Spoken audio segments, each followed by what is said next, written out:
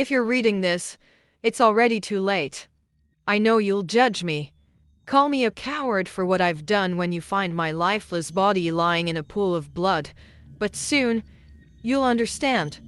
My body won't give you the answers you seek, this letter will. It started a month ago, the night I first found her. She was powerless then, just a figment of my imagination, a character for my novella. Before I tell you more, I have to warn you. Don't let curiosity get the better of you. You shouldn't want to know her. I named her Mara. I wanted to create a tale of triumph rising from tragedy, and so I began with tragedy. She grew up in a small, nameless village. Her life ordinary and uneventful until that day. When she was just 8 years old, she came home from school to find the front door ajar. Her parents had fought before, but this time, the silence inside was suffocating. She stepped in and saw her mother lying on the floor, unmoving, a dark crimson pool spreading around her. Her father stood frozen, a bloodied vase still clutched in his hand. For a moment, time stopped. There was no sound, just a faint ringing in Mara's ears as she stared in disbelief. Then, the silence broke, shattered by her scream. I know how it sounded because I heard it. That night, it was piercing, raw, and filled with so much pain it made my chest tighten. I thought I was imagining it. A writer too caught up in his own story, I told myself, and I continued to write. Her father had called it an accident. He forced Mara to lie, and when she refused, he beat her. I wrote about her sobs, the way her small body shook under his blows. That night, I heard her cry, soft, muffled sobs that came from nowhere and everywhere. It wouldn't stop. By the second sleepless night, I wanted to quit. The story was taking a toll on me, but I couldn't. Something kept pulling me back, like I wasn't in control anymore.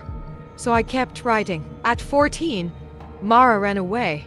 She couldn't take it anymore, her father's rage, his fists, his lies. She spent her first winter on the streets alone.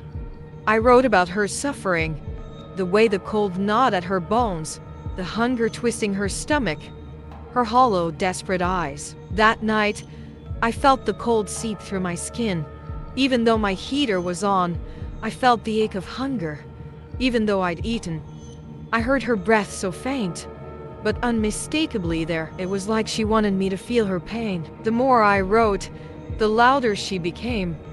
Her story bled into my reality, and I started to believe it wasn't just a story anymore. I thought about deleting everything, ending it right there.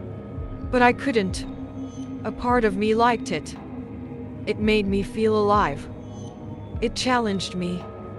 I wanted to push her further, to see how much more she could endure, how much more I could endure. So I kept going. I wrote about the men who found her on the street. They dragged her into the trunk of their car, driving her to a secluded cabin. I wrote how their nails scratched her skin, their cruelty tearing her apart. That night, I woke up screaming. I felt nails clawing at my flesh, invisible hands pinning me down. I couldn't fight back. When it was over, I looked at my arms and saw the scratches, deep, red welts that hadn't been there before. This wasn't just my imagination anymore. I could see the marks, real, physical, undeniable. I had to stop. But then, she whispered. She told me I couldn't stop, that it wasn't my story, it was hers. I wasn't creating it. I was uncovering it. And the more I unraveled, the stronger she became. She made me write this letter. She said you need to know her story, that with every person who learns about her, she grows stronger, more real. Maybe she's done toying with me. Why else would she make me write how it ends? A swift slash of her wrist, a crimson pool surrounding her just like her mother's. I know what's going to happen to me tonight. If you're reading this,